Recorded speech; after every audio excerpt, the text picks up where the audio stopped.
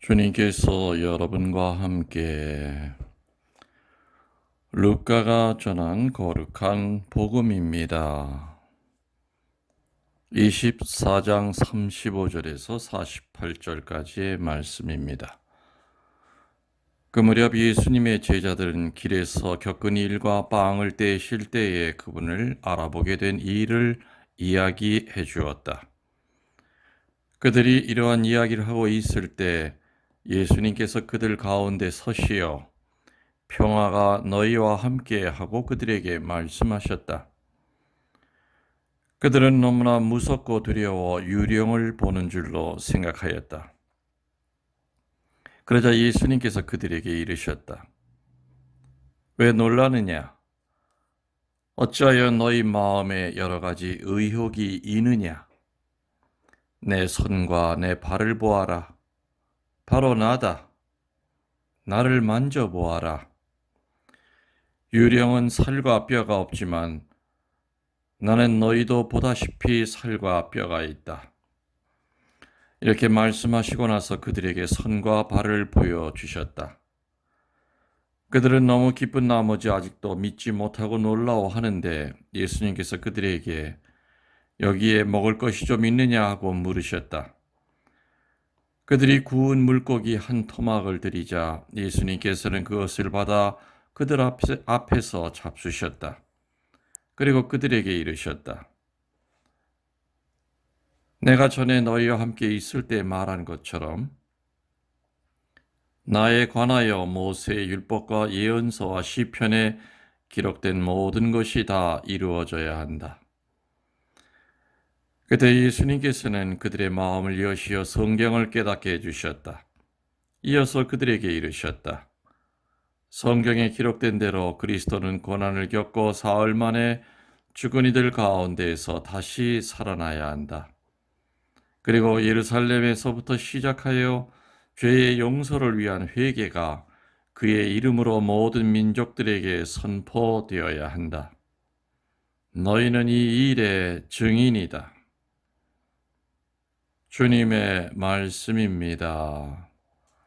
그리스도님 찬미합니다. 찬미 예수님, 교회 여러분들 안녕하십니까? 부활 후 목요일 미사를 봉헌하고 있습니다. 선거 결과가 이제 오늘 오전 중으로 다 나오겠지요. 아무튼 다들 고생들 하셨습니다. 그리고 아무튼 참 우리 민족이 참 위대하다 하는 것을 이렇게 느낍니다. 새삼. 정말 좋은 유전자가 많다 하는 것 또한 느낍니다. 전 세계가 우리 선거를 지켜보고 자기네 나라에 선거할 때 하나의 샘플로 이렇게 삼으려고 한다니 참 자랑스러운 일입니다. 오늘 여러분들 들으신 그 복음 맨 마지막에 보면 48절에 보면은 너희는 이 일의 증인이다 라는 말로 끝납니다. 그전 복음, 그전 공동 번역에 보면은 너희는 이 모든 일의 증인이다. 모든이라고 하는 말이 그전 공동 번역에는 더 붙습니다.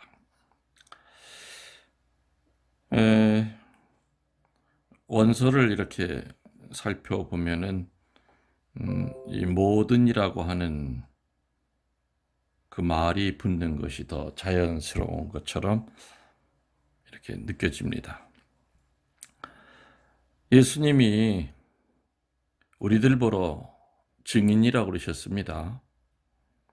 모든 일의 증인이다. 증인은 증언을 해야 됩니다.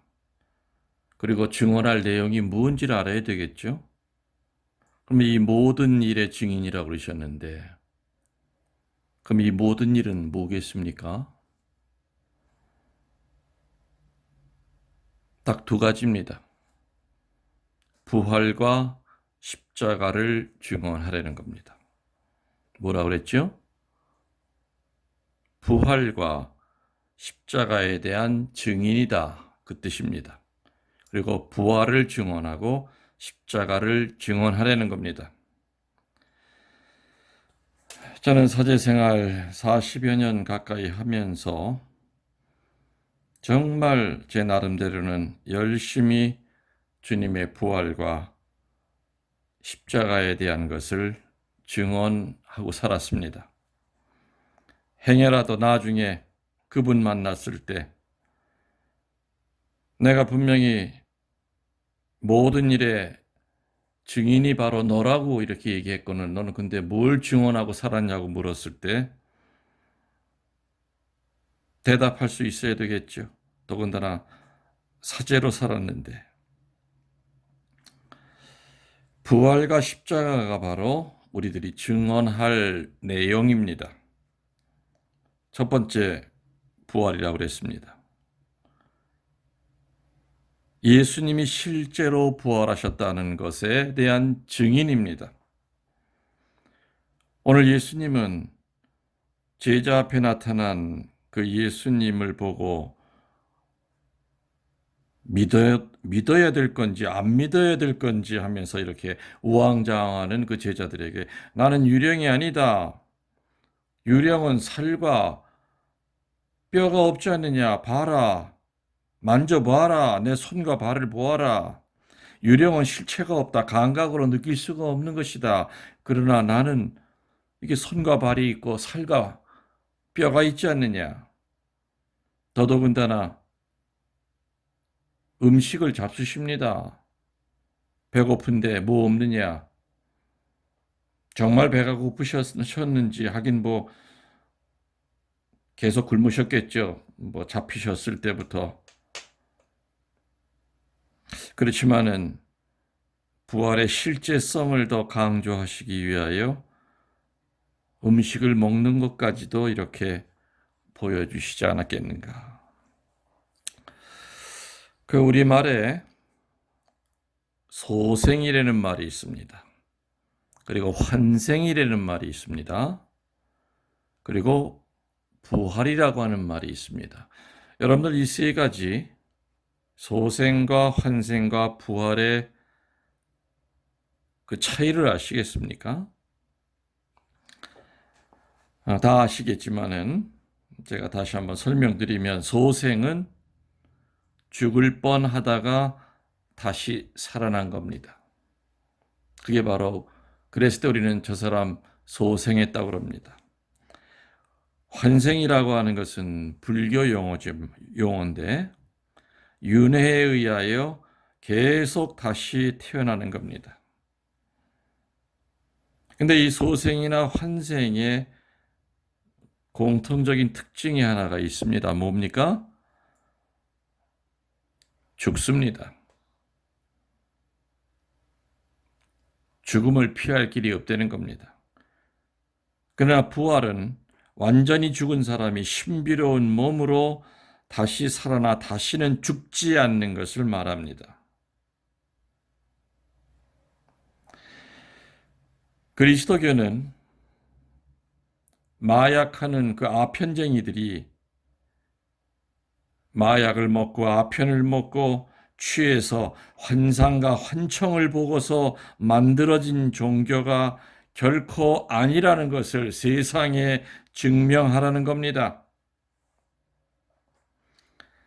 천주교 신자들은 마약에 취해서 아니면은 교주의 감언이설에 홀려서 인생을 망치는 사이비 집단이 아니라는 것을 세상에 증명하라는 겁니다.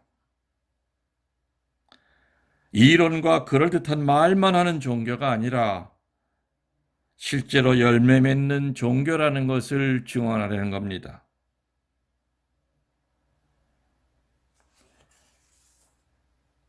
그리스도교는 이 세상에서 구체적인 복음의 열매를 맺어야 천국을 보장받을 수 있다는 것을 증언하려는 겁니다. 너희는 이 모든 일에 증인이다. 그 모든 일의 첫 번째는 부활을 증언하라는 거라고 설명드렸습니다. 부활은 소생이나 환생과는 다르다고 그랬습니다.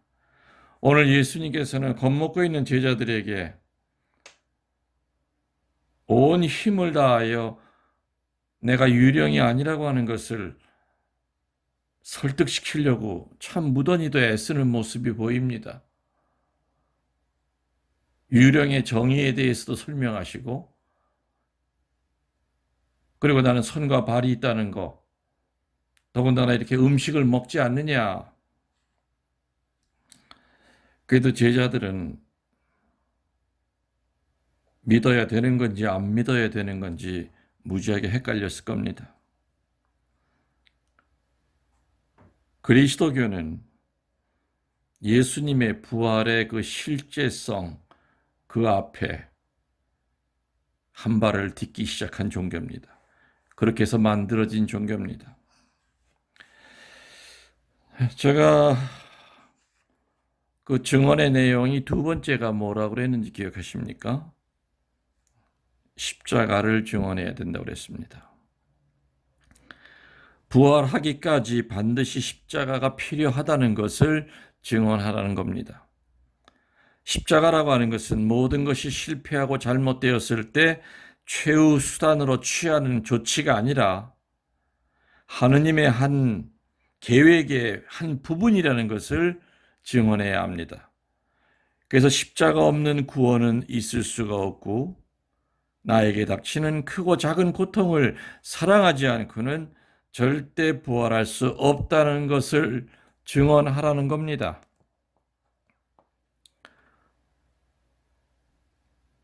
모욕감, 배신감, 미움과의 싸움에서 승리하지 못하면 영원한 부활은 꿈도 꾸지 말라는 것을 증언하라는 겁니다.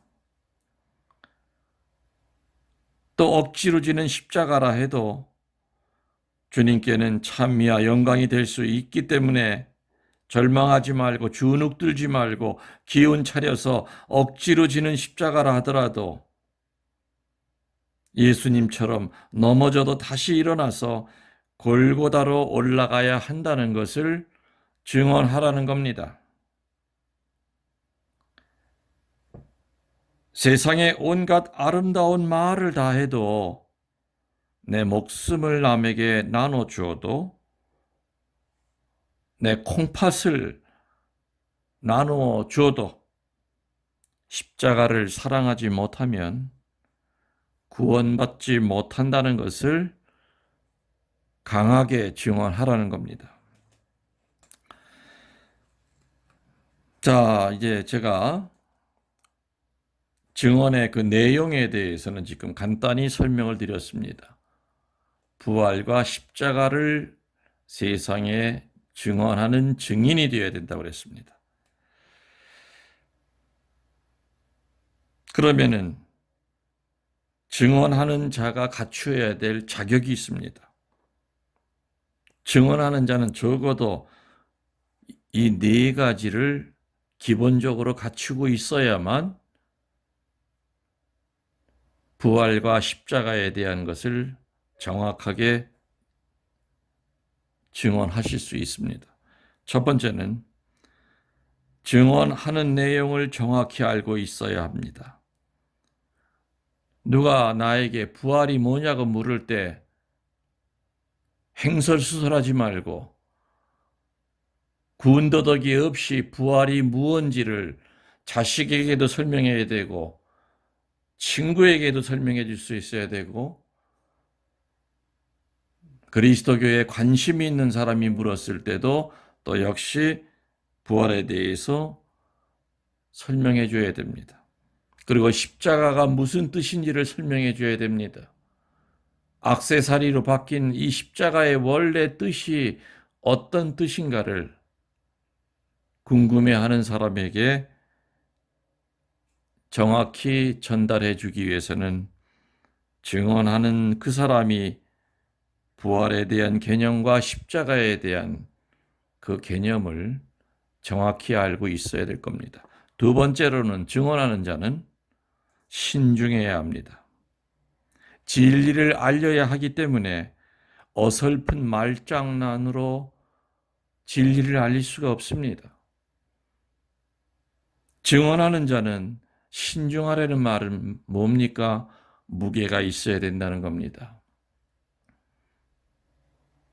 자기의 사상을 끄집어내서 얘기하면 안 됩니다. 진리를 알려야 됩니다. 그렇기 때문에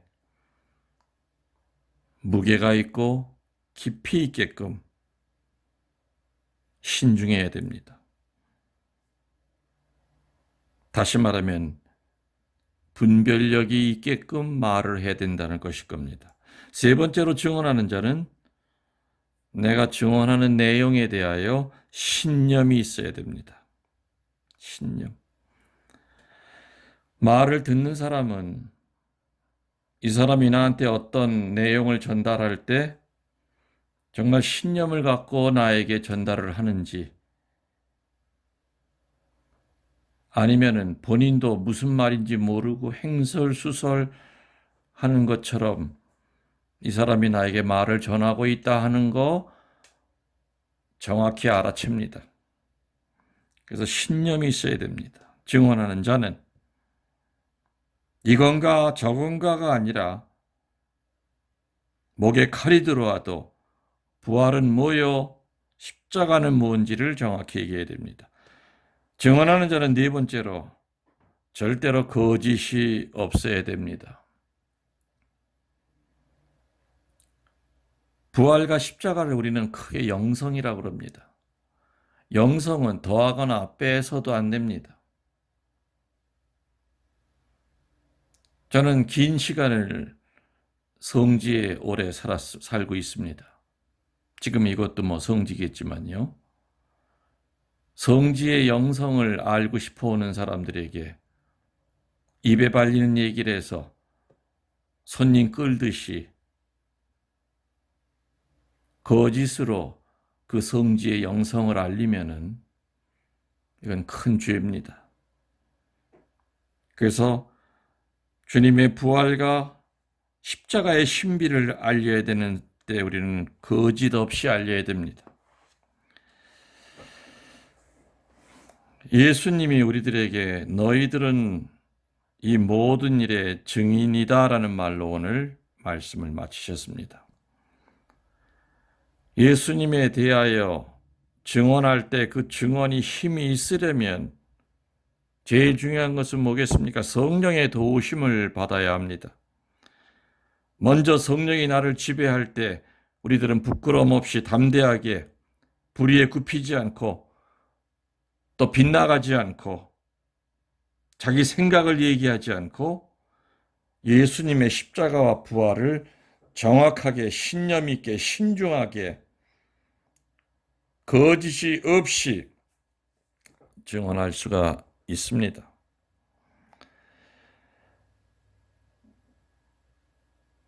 주님은 우리들에게 책임을 맡기셨습니다.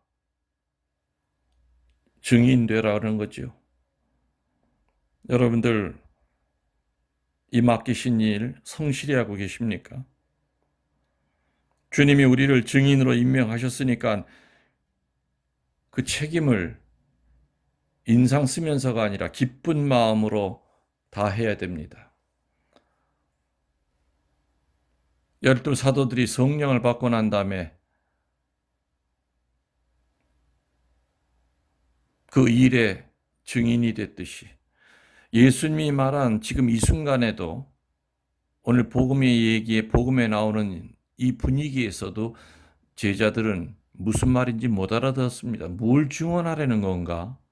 그러나 성령이 내리고 난 다음에 너희들이 모든 일의 증인이다 하는 말을 깨달은 겁니다. 그래서 다락방 문을 박차고 나가서 시장터에 있는 전 세계에서 모인 사람들에게 설교를 합니다.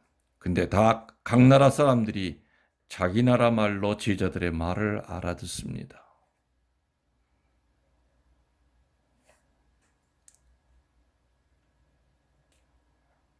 복음을 전파한다는 것은 바로 예수님의 증인이 되는 겁니다. 예수님이 어떻게 살다 가셨고 그분이 우리에게 주신 메시지가 뭐고 그것에 대해서 우리는 증언하는 자가 되어야 됩니다.